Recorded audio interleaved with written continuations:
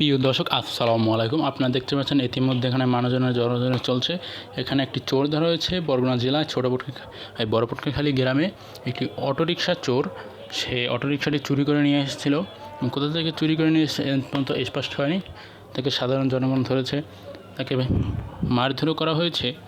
জনগণ বুঝতে পারছেন, জনগণ এদের উদ্রিক্ত হয়ে রয়েছে। তাকে এখন চাচ্ছে মারবে, পারছে না, কারণ এখানে যে মুরব্বী যে বড় ভাইরা আছে তারা তাকে সেফ দিয়ে রাখতে আছে। অনেকে বলছে যে পুলিশের কাছে দিয়ে দেওয়া হোক, অনেকে বলছে যে ইসলামিকভাবে তার চোখ নাক হাত পাও কেটে দেওয়া হোক, অনেকে বলছে যে তার মাথা কামিয়ে দেওয়া হোক।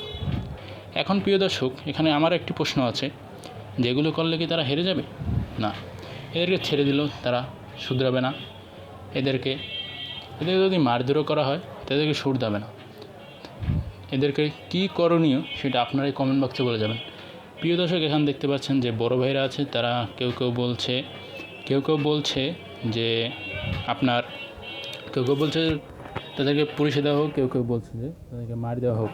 এখন কী ফয়সালা হবে সেটা ভাই বলা যাচ্ছে না, কী ফয়সালা হতে যাচ্ছে। হ্যাঁ প্রিয় দর্শক, আপনারা দেখতে পাচ্ছেন এই যে উদলাগায় যে ব্যক্তি আছে, এই ব্যক্তি চোর।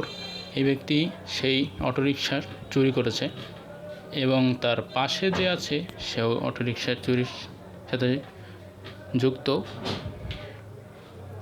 এই যে এখানকার বড় ভাইরা,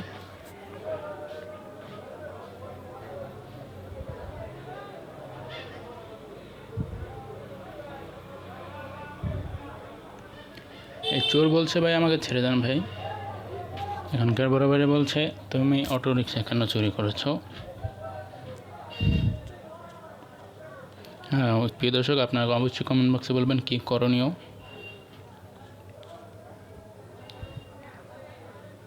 এখানে তারা বলছে ইসলামিকভাবেই করা হোক, কে বলছে মারি দেওয়া হোক, কে বলছে এই যাও মারি দেওয়া চলবে না, পুলিশের হাতে দিয়ে দেওয়া হোক। কী হয় শেষ পর্যন্ত প্রিয় দর্শক দেখতে থাকুন। হ্যাঁ প্রিয় দর্শক দেখতে থাকুন কী হয় শেষ পর্যন্ত, দেখতে থাকুন কী হয়।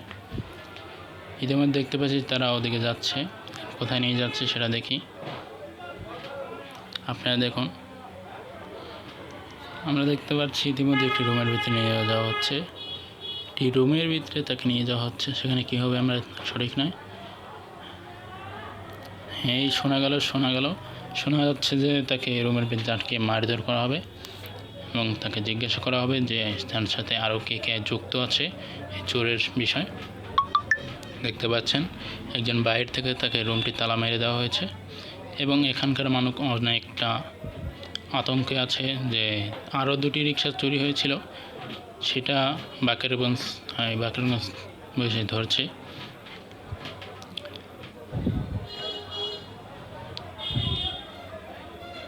এখানে দেখতে পাচ্ছি ম্যাজিস্ট্রেটের গাড়ি যাচ্ছে। এখানে দেখতে পাচ্ছেন মানুষজন ক্ষিপ্ত হয়ে আছে, চোর বের করুন বলতে চিল্লাচ্ছে।